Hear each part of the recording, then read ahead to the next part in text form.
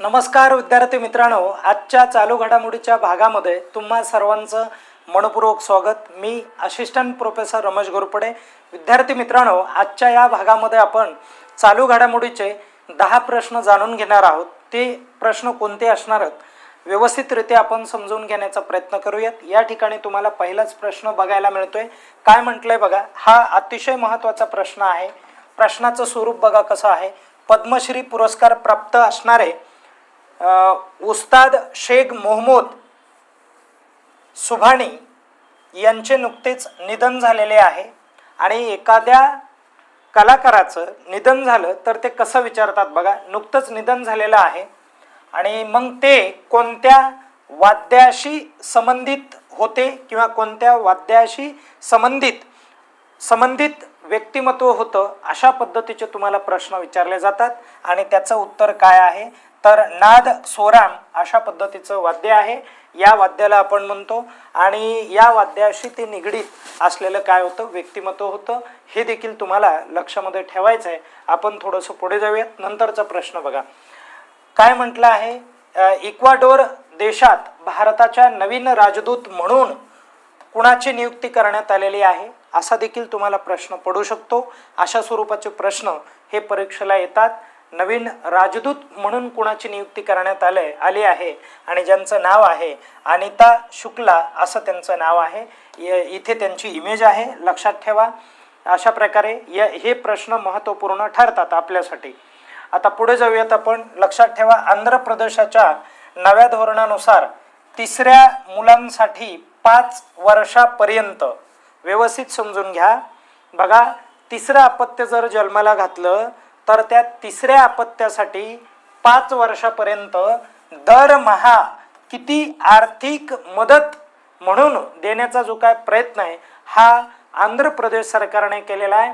तर विद्यार्थी मित्रांनो, काय झालं, आंध्र प्रदेशमध्ये जनन दर हा 1.5 आहे, पण अपेक्षित किती असायला हवा होता, 2.5 पाहिजे आहे, परंतु एवढा नसल्यामुळे काय करण्यात आलेलं आहे, अशा प्रकारची योजना ही आंध्र प्रदेश सरकारने राबवलेली आपल्याला बघायला मिळते, हे लक्षात ठेवा। ओके, आणि मग किती मानधन हे 5 वर्षापर्यंत मिळणार आहे तशा कुटुंबाला, तर 1000 रुपये दरमहा दिले जातील, अशा प्रकारे जो काय मुद्दा आहे तो पुढे त्यांनी ठेवलेला आहे। आता पुढे दुसरे किंवा तिसरे अपत्य झाल्यास पालकांना 25,000 रुपये प्रोत्साहन निधी योजना देखील त्यांना दिला जाणार आहे। डायरेक्ट 25,000 रुपये दिले जातील आणि तो एक निधी म्हणून जमा केला जाईल, ही पण एक महत्त्वाची बाब आहे। या ठिकाणी हे ऑप्शन बसत नाही आहेत, तर असं त्यांना म्हणायचं आहे की अशी योजना कोणत्या राज्य सरकारने राबवली आहे। आता मला तुम्ही कमेंट करून सांगा कोणतं राज्य सरकार आहे ते। तर ओके, लक्षात आलं। चला आपण पुढे जाऊयात, नंतरचा प्रश्न घेऊयात। महिलांच्या सुरक्षेला सामूहिक जबाबदारी म्हणून प्रोत्साहन देण्यासाठी स्टँड विथ हर मोहीम कोणत्या राज्याने सुरू केली, तर याचं करेक्ट उत्तर काय आहे, तेलंगणा हे राज्य आहे, लक्षात राहू द्या। अशा प्रकारे इमेज देखील दिलेली, इमेज बघत जा तुम्ही, म्हणजे या गोष्टी लक्षात राहत असतात। आपण नेक्स्ट जो काय क्वेश्चन आहे तो बघूयात।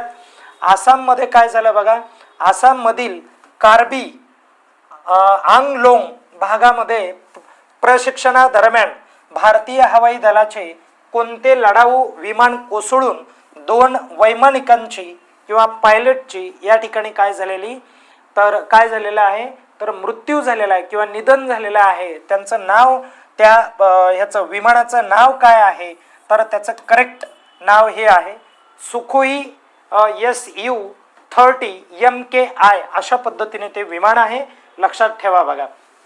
नुकतेच अमेरिकेने कोणत्या आंतरमहाद्वीपीय बॅलिस्टिक क्षेपणास्त्राचे यशस्वी परीक्षण केले आणि मग ते कोणतं होतं क्षेपणास्त्र, त्या क्षेपणास्त्राचं नाव काय होतं तर मिनिटमॅन 3 अशा पद्धतीचं ते क्षेपणास्त्र होतं।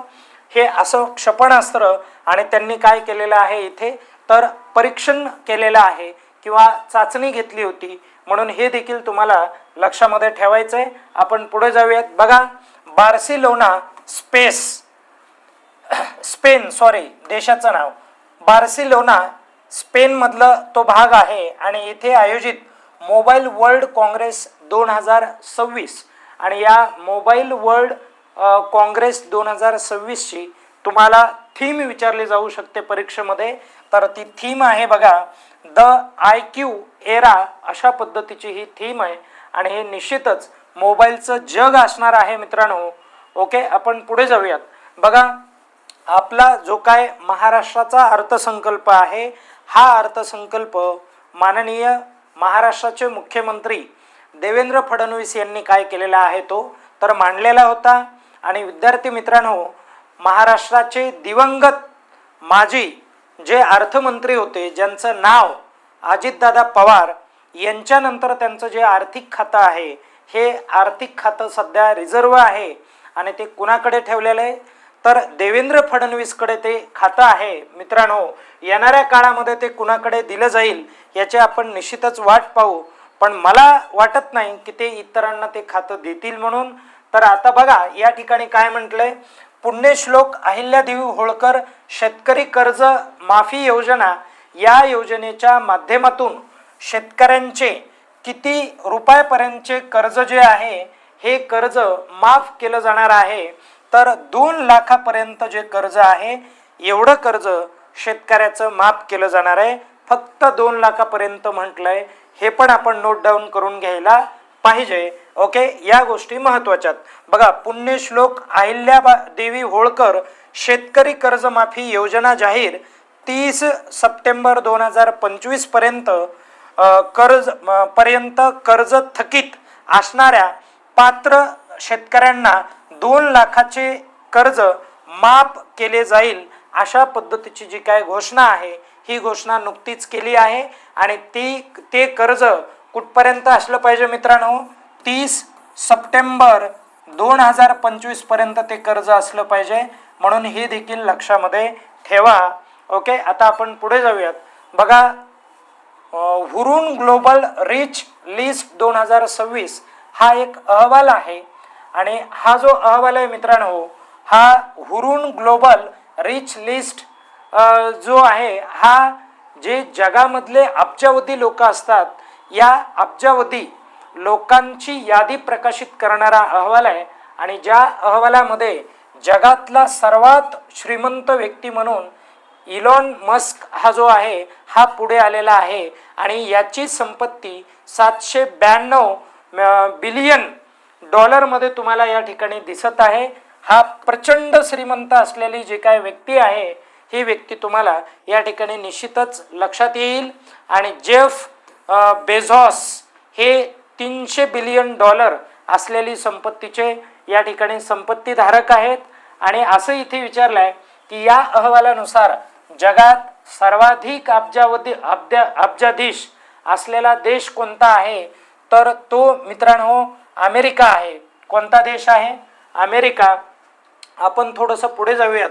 काय म्हटलंय बघा, महिला सरपंचाच्या ऐवजी पुरुष नातेवाईक प्रशासन चालवण्याच्या सरपंच पती प्रथेला आळा घालण्यासाठी केंद्र सरकारने कोणती मोहीम सुरू केली तर त्या मोहिमेचं नाव काय आहे तर त्या मोहिमेचं नाव आहे से नो प्रॉक्झी सरपंच योजना आहे. आलं लक्षात? या ठिकाणी ऑप्शन जरा व्यवस्थित नाही आहेत. अशा पद्धतीची ही योजना आहे आणि या योजनेच्या माध्यमातून जर एखादी स्त्री सरपंच असेल तर तिनेच कारभार केला पाहिजे, तिच्या पतीने कारभार केला पाहिजे नाही. हे देखील महत्त्वाचं या ठिकाणी असलेलं आपल्याला बघायला मिळतंय. ओके, अशा पद्धतीचे हे प्रश्न असतात मित्रांनो. या ठिकाणी आपण थांबूयात. पुनश्च एकदा नेक्स्ट लेक्चरमध्ये भेटणार. तत्पूर्वी स्वतःचा अभ्यास करा आणि काळजी घ्या. धन्यवाद.